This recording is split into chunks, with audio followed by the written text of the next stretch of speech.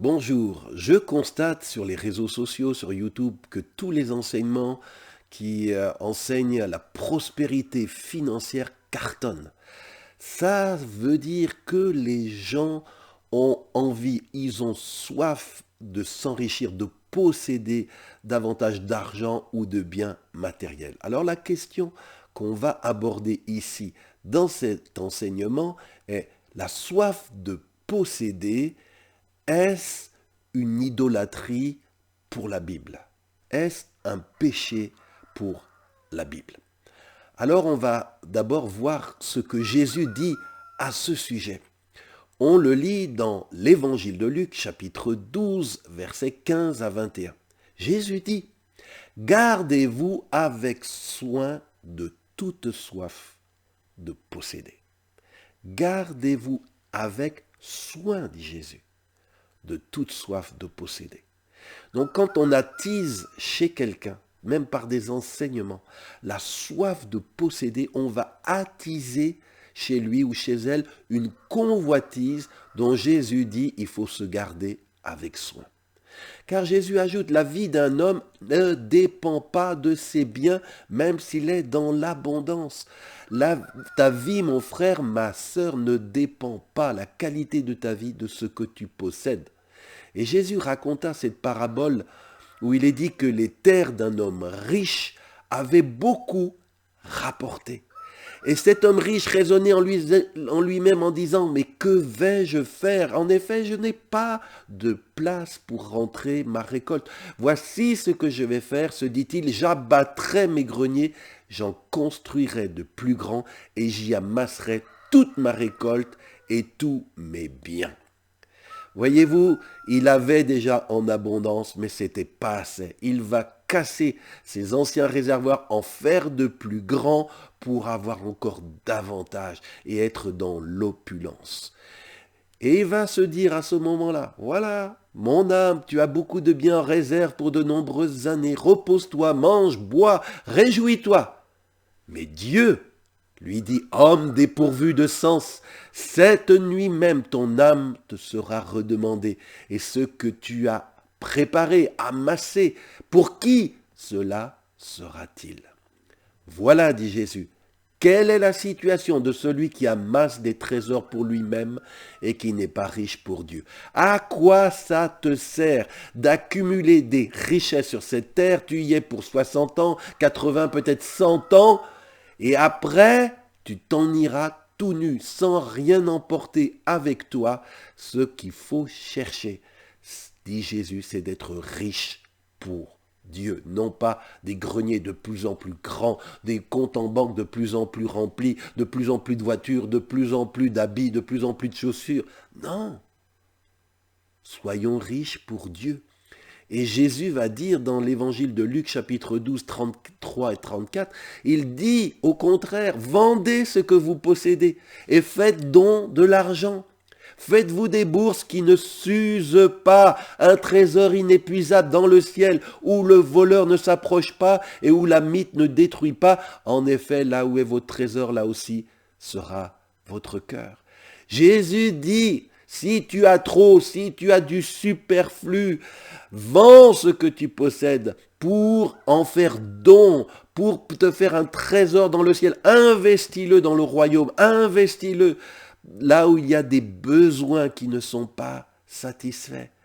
C'est ça qu'enseigne Jésus. Alors quand on enseigne au nom de Jésus, on ne peut pas dire l'opposé de ce que le Maître nous a dit. Et Paul, que dit-il aussi à propos de cette soif de s'enrichir en tant que chrétien? Eh bien, Paul écrit, on le lit dans Colossiens 3, verset 5, il dit « Faites mourir en vous ce qui est terrestre ». Il va énumérer ce qui est terrestre chez le chrétien et il va dire la soif de posséder qui est une idolâtrie.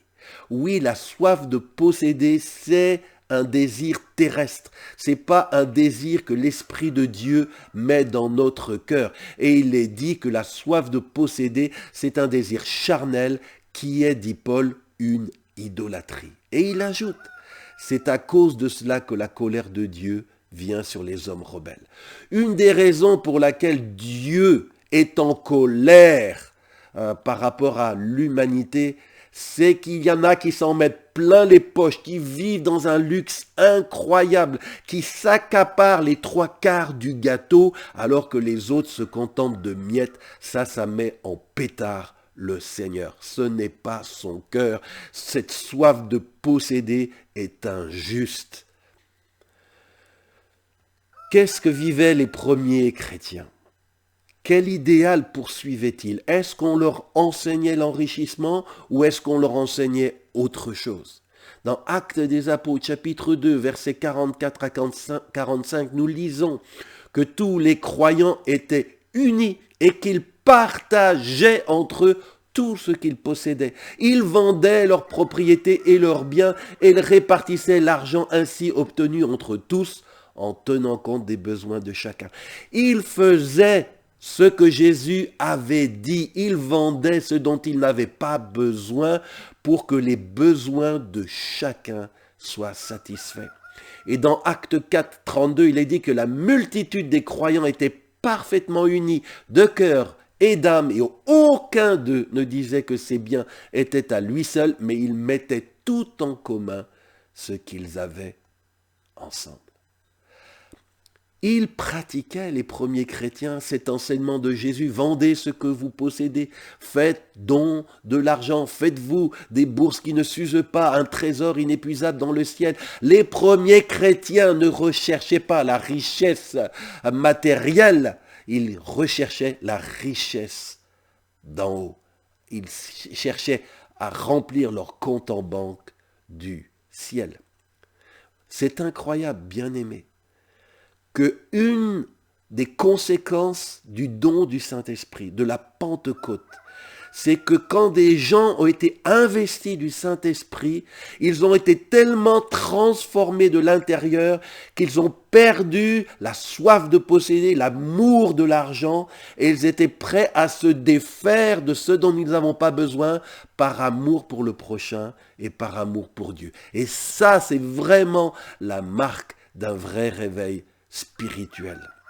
Donc, la soif de posséder pour la Bible, c'est une convoitise de notre nature déchue. Notre ego a des désirs, des caprices, des peurs et va toujours demander d'avoir plus. Mais Jésus est venu pour nous libérer de ce style de vie égoïste, centré sur notre ego, pour nous faire découvrir une joie beaucoup plus grande, c'est celle de donner et de partager. Car Jésus a dit qu'il y a plus de joie à donner qu'à recevoir. Si tu cherches le bonheur, c'est pas en ayant plus que tu le trouveras, c'est en donnant plus, en étant plus généreux. Et vous savez, même chez les chrétiens, certains ont une telle soif de posséder que c'est leur préoccupation première. Ils se préoccupent plus de s'enrichir que de plaire à Dieu. Et alors qu'ils accroissent leurs biens, Jésus pourrait leur dire à eux aussi, « Homme dépourvu de sens, ton âme un jour te sera redemandée, à quoi te servira tout ce que tu avais accumulé sur cette terre ?» S'il est légitime pour la Bible de demander à Dieu notre pain quotidien, il y est aussi écrit dans la Bible que si, en tant que chrétiens, nous avons la nourriture et les vêtements, cela nous suffit.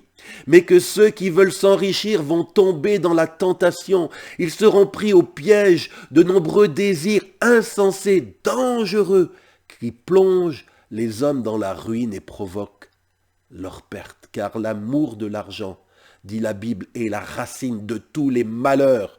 Certains ont une telle envie d'en posséder qu'ils se sont égarés loin de la foi et se sont infligés bien des tourments. Mon frère, ma sœur, si tu es en appétit de t'enrichir, en appétit de posséder plus, s'il y a telle envie de posséder davantage de richesses, tu risques de t'égarer de la foi et tu vas t'infliger bien des tourments. Écoutez-moi bien. La Bible enseigne que quand nos besoins légitimes sont satisfaits, nous avons le manger, le boire, le vêtement. si nous recherchons davantage, si nous prions pour davantage, ce ne devrait pas être pour notre soif pécheresse de posséder, mais ça serait pour pouvoir nous mettre en position de faire davantage de bien, de pouvoir soutenir davantage l'œuvre de Dieu dans ce monde.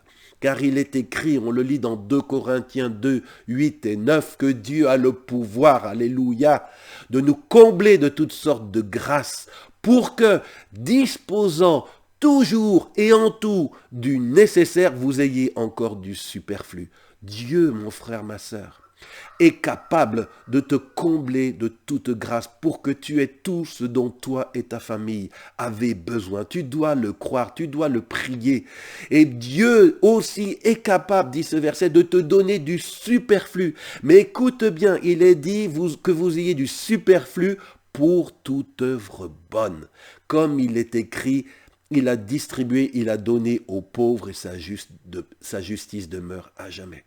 La raison première pour laquelle Dieu te donne du superflu, c'est pas pour t'acheter plus de bijoux, pour t'acheter une voiture où tu vas pouvoir encore plus épater les autres. Non.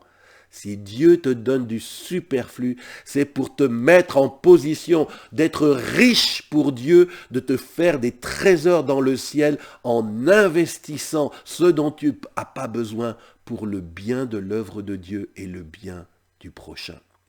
La vie pentecôtiste, bien aimé, c'est pas s'enrichir. La vie pentecôtiste, c'est ce qu'on a vu dans Acte 2 et dans Acte 4. Cette vie que nous devrions appeler de nos prières, que nous devons enseigner au peuple de Dieu. C'est une vie où les chrétiens ne sont pas pris par la soif de posséder, mais par la soif de se déposséder, par la soif de vendre leurs champs dont ils n'ont pas besoin, pour en donner le bénéfice aux plus pauvres, ceux dans un souci de fraternité, d'équité. Pour moi, c'est là, pour la Bible, un signe rare, mais qui atteste vraiment qu'il y a eu une œuvre surnaturelle dans le cœur, car l'amour de l'argent a été ôté de ce cœur pécheur, et il y a été mis la nature de Dieu, qui est la générosité. Alors, je prie dans le nom de Jésus que Dieu nous délivre de cette soif insatiable de toujours vouloir plus, d'agrandir nos greniers pour accumuler des biens ici-bas que nous n'emmènerons pas au ciel. Je prie que l'Esprit de Dieu puisse opérer un réveil dans nos cœurs pour que nos richesses puissent être investies, Seigneur, pour le bien de l'œuvre de Dieu, le bien des autres. Je veux prier, te demander pardon pour la cupidité, pour l'amour de l'argent qui peut y avoir aussi dans ton Église et qui cause tellement, Seigneur, de pertes, tellement, Seigneur, de dérapage, Seigneur, tellement de gens qui s'écartent de la foi parce qu'ils sont pris par ce désir de devenir riches dans ce monde, riches pour eux-mêmes, au lieu d'être riches pour Dieu.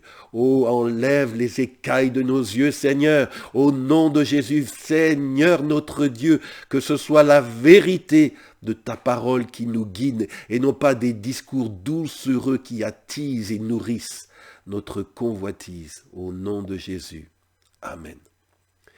Bien-aimés, je voudrais, avant de vous quitter, de conclure, vous encourager. Il y a un enseignement que si vous ne l'avez pas écouté ou lu, je vous encourage à le faire. Vous le trouverez sur notre site cdlr.fr. cdlr.fr.